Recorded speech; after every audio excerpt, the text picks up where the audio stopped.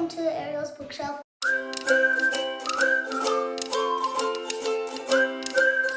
I'm Ariel Roshi, and today we're going to be reviewing a bunch of random animal books that I've read, and we're going to start with Katt Loves Dogs. This is very, very, very, very sappy. So unless you like sappy, I advise you not to read this, but I don't think it's really sappy unless, well, the dog in here said so, and you don't have to listen to the dog, but your choice.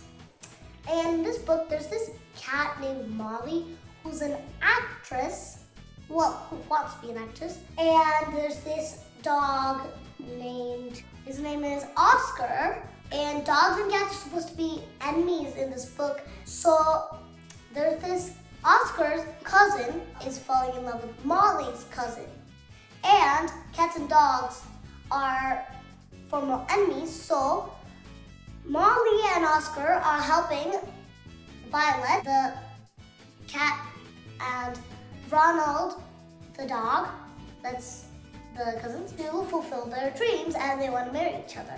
So then there's this grandma and Grandpa Max, and those are very, very grumpy people. And in this book, I would just say it's really, really sappy. My favorite part is when the animals all come together and help each other build a bridge. I think that's very friendly with everyone. And, well, something very, very funny in this book is that Grandpa Max and Grandma Theodosa actually used to be married, and they just broke up.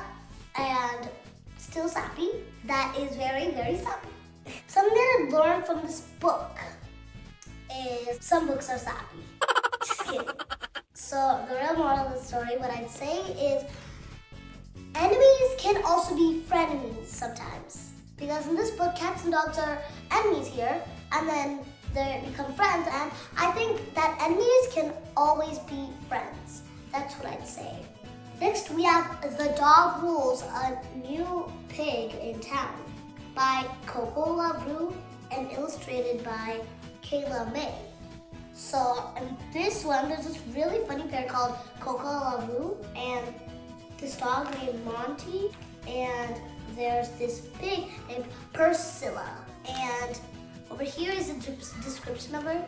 It says that Priscilla is almost a perfect companion. He's just doing the opposite of Monty the dog because he hates the dog. They go opposite of their ways, the lanes. Well, as Coco Lavrue calls them, the almost perfect lanes. And this book, he's like, the lanes would be absolutely perfect if they just got rid of that slobber, horrible slobber of our Monty. He really hates a dog. So I think a lesson in this book is dogs are not that bad. Or lesson to Coco Lavrue, because this parrot in this book is named Coco Lavrue, and the author is named Coco Lavrue. Who knows? The parrot might even be the author. It's very funny. A very funny part. And this absolutely creepy part when the humans just go crazy. Like the zombies. Next we have Charlotte's Web by E.B. White, pictures by Garth Williams. And I would say this is a very sad book because this spider named Charlotte died. But now I'm going to share this funny part. He's like, good night, Charlotte, good night, Wilbur, good night, Charlotte, good night, Wilbur. And he just keeps saying that for the whole entire page, or at least half of them. That's a very funny part. And in this book is Charlotte's Web. Spiderweb tells about her feelings for a little pig named Wilbur, as well as a feeling about a little girl named Fern who loves Wilbur too. Their love has been shared by millions of readers. Imagine 3,000 or maybe 1,000 people or a million people in a bathtub. That would be a lot.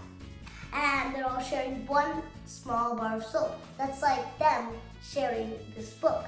It's a small book, but it's being shared and everyone likes it. And I would say this is a very old book because I think it's been published for, I don't know, maybe more than, probably maybe 50 years or something. In this book, it is very mysterious a bit too. I kind of like it when like the funny part, when like goodnight Charlie, goodnight Wilbur goes all over the page. That's the funny part. Okay. Well, one thing that I learned from this book is you can't always be sad and you gotta move on. I saved the best for the last. Guinea Dog is this amazing book, and it's a very lively, active book. It makes me want to go outside and run 3 laps around the whole world. So I love reading this book, but it's so long, it seems endless, which I really like, because like when it's endless, it keeps me entertained for a very long time. And the funny part in this was that this guy keeps using big funny words like via their feathers and all sorts of funny stuff. And also this guy named Merp in this book, he's this really funny actress, and he says that he has a piece of paper and it says that it's a will. And then there's this dog named Buddy, and this guinea pig that acts like a dog is named Fido. And then every single time Merp ever tells Buddy to do anything, Fido also follows Buddy all around. So that's one less thing that Rufus has to do. The guy's name is Rufus.